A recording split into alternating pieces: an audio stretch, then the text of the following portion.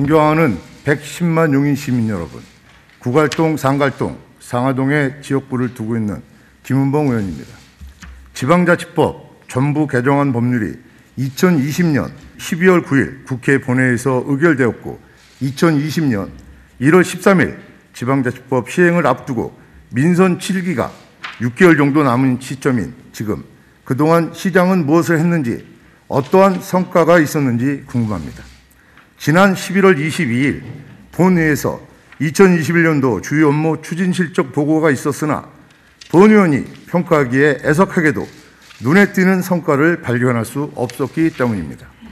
오늘 본 의원은 용인을 발전시킬 수 있는 초석이 민선 7기가 마련되고 대한민국에서 지방자치제의 새 시대가 열릴 것을 기대하며 마지막 정례에서 몇 가지 시정 질문을 드리고자 합니다.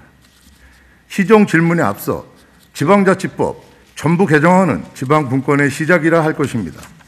지방분권은 국가의 통치권과 행정권의 일부가 각 지방정부에 위임 또는 부여되어 지방 주민 또는 그 대표자의 의사와 책임 아래 행사하는 체제를 말하는데, 중앙정부가 국가 사무와 권한을 각 지방정부에서 위임하여 그들로 하여금 중앙정부의 감독 아래 수행하도록 하는 행정적 분권, 즉 위임 행정과 지방자치단체의 그 지방의 모든 행정사무를 고유사무로 인식하고 독자적인 입장에서 부여된 권한을 행사하여 자주적으로 행정을 수행하는 자치적 분권, 즉 지방자치행정 두 가지 형태가 있습니다.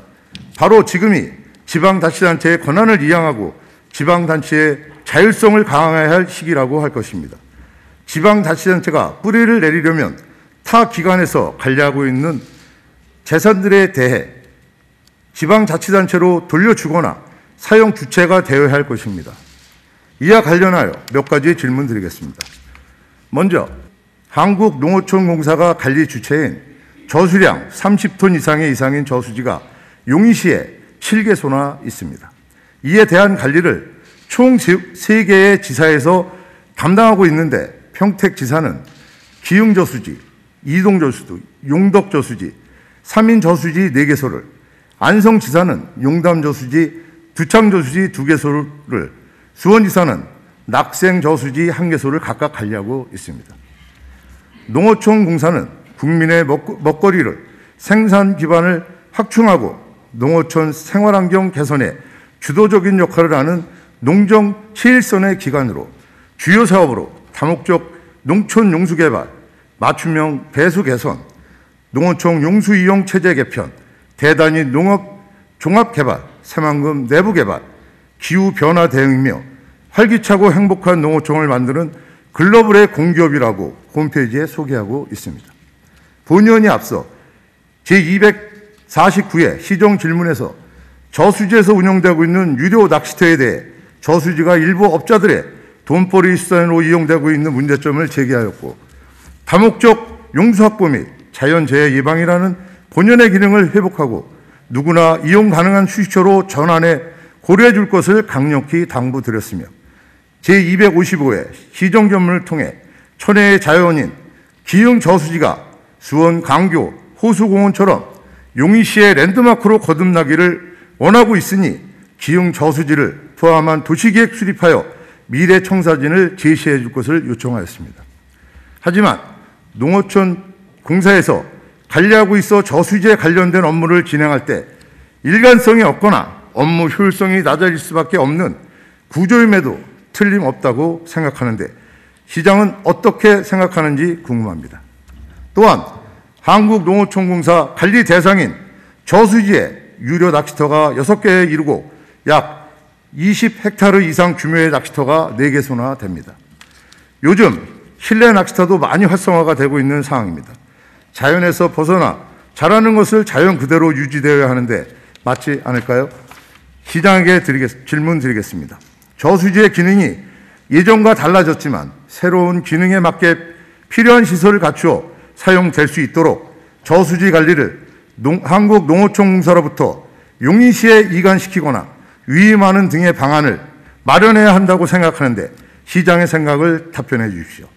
또한 저수지 활용에 대해 종합적이고 체계적인 계획을 검토하고 답변해 주시기 바랍니다.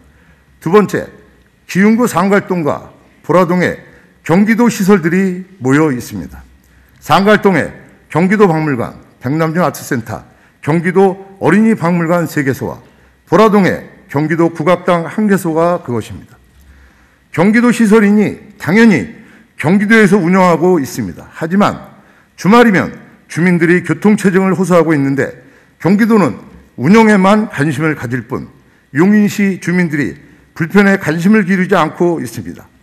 단계적 일상회복 방역지침이 11월 1일자로 조정됨에 따라 모임, 행사가 접종 완료일 경우 최대 499명까지 적용할 수 있어 이로 인해 교통정체와 대기 오염 등으로 인해 주민들이 많이 불편하고 괴로워할 것은 틀림없습니다. 기흥구 주민의 행복지수는 바닥입니다. 시장에게 질문 드리겠습니다. 경기도에서 운영하는 것을 중단하고 용인시에서 위임하여 기흥구 주민들이 불필요한 사업, 즉 필요한 사업, 주민들이 최소화할 수 있는 사업과 병행하여 운영할 수 있는 것이라고 생각하는데 시장의 생각과 대책이 어떤지 알고 싶습니다. 용인에 있는 시설 주체는 용인 시민이어야 할 것입니다. 시장은 농어촌 공사와 관리 저수지와 경기도 운영시설에 대한 관리 전환 및 위임 방안 등 적극 마련하여 답변해 주시기 바랍니다. 세 번째, 흉물로 전락된 지방도 315호선은 아직도 어떠한 움직임도 보이지 않고 있습니다. 본 의원이 지난 제227회와 제255회 시정 질문에서 지방도 315호선은 지하차도 공사에 조속한 체계를 촉구하였고 256회 5분 자료를 통해 경부고속도로 지하 사업 계획으로 중단된 지방도 315호선 지하도로 건설 사업을 즉시 간처시키기를 강력히 촉구한 바 있습니다. 2021년도 주요 업무 추진 실적 자료에서 사업 기간이 2022년 6월까지임에도 불구하고 공정률이 13%에 불과하다고 보고하면서 사람 중심 도로 환경 개선이라고 보고하였습니다. 현장에는 아직까지도 어떠한 움직임도 보이지 않고 있는데 이유가 무엇인지 묻고 싶습니다. 또한 시장은 국토교통부나 한국도로공사와 협의할 생각조차 하지 않고 때만 기다리고 있는 것은 아닙니까? 국토교통부와 한국도로공사가 결정을 안 내주고 있는데도 불구하고 용인시장은 계속 수수방관하면서 기다리고만 있는 것이 과연 용인시의 발전에 도움이 되는지 궁금합니다. 시장은 빠른 시일 내로 사업이 추진될 수 있도록 적극 나서주시기를 바랍니다. 마지막으로 제234회와 249회 시정질문회를 했던 분당선 연장사업도 2021년 7월 5일 제4차 국가철도망 구축 계획으로 확장됐지만 6개월이나 다 되어가는 지금까지 기획재정부에서 실시하는 예비타당성 검사에 통과됐는지 진행사항을 전혀 알 수가 없습니다. 상부경에서 시키는 대로 하라는 대로 나몰라라 하는 정책은 정책이 아니라고 생각합니다. 시장은 기획재정부에서 실시하는 예비타당성 검사에 통과하기 위해서 어떤 노력을 기울였는지 앞으로 적극적으로 나서기 위해 어떠한 노력을 기울일 것인지에 대해서 답변해 주시기 바랍니다. 시민들은 신속하고 정확하고 정직한 정보를 원합니다.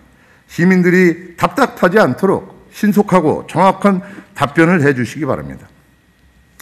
앞서 말했듯이 지방자치제를 하기 위해서는 중앙정부가 국가사무화 권한을 각 지방정부에 위임하여 중앙정부의 감독 아래 지방행정이 수행할 수 있는 행정권 분권, 위임행정이 필요하다고 할 것입니다. 지방정부 역할 강화와 실질적인 자치분권으로 지방자치 실현의 기반을 마련하여 지방정부의 역할을 충분히 할 수 있기를 기대해 봅니다. 아울러 국내에서 코로나 바이러스 환자가 발생한 지 약 1년 9개월 만인 11월 1일 위드 코로나가 단계적으로 일상 회복을 1단계가 시작되었습니다.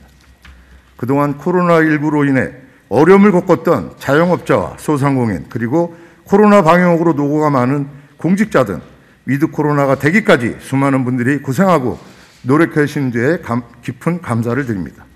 단계적으로 일상회복이 정상적으로 운영되어 예전과 같은 일상생활을 할 수 있도록 하루빨리 코로나19가 종식되기를 소망합니다. 이상으로 시정 질문을 마칩니다. 끝까지 경청해서 감사합니다.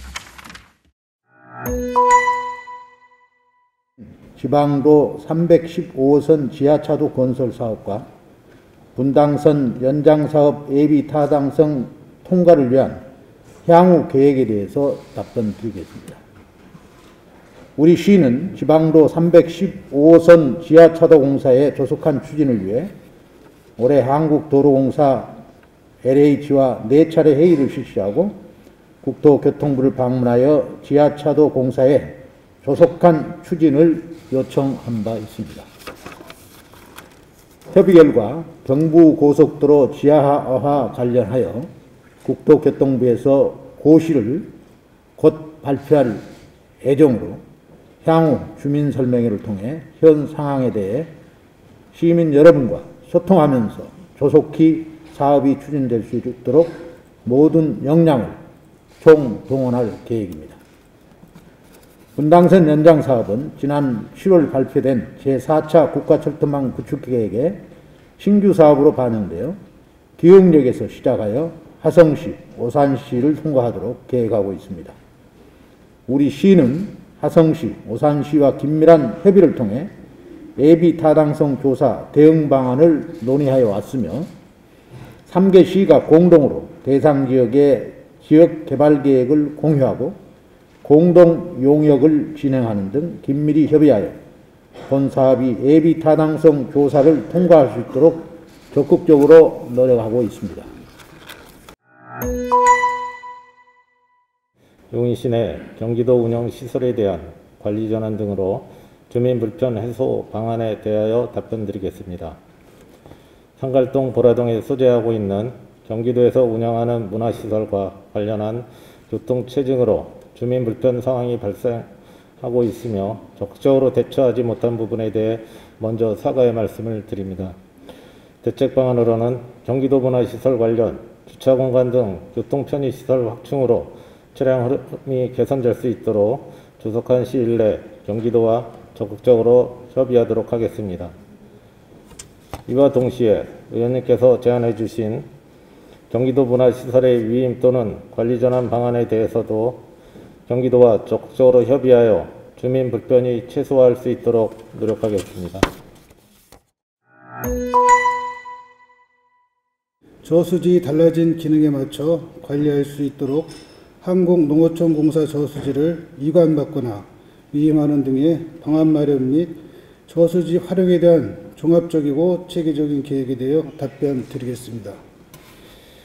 현재 관내 저수지는 55개 중 한국농어촌공사가 소유 관리 중인 저수지는 7개소이며 주 용도는 농업용수 공급입니다.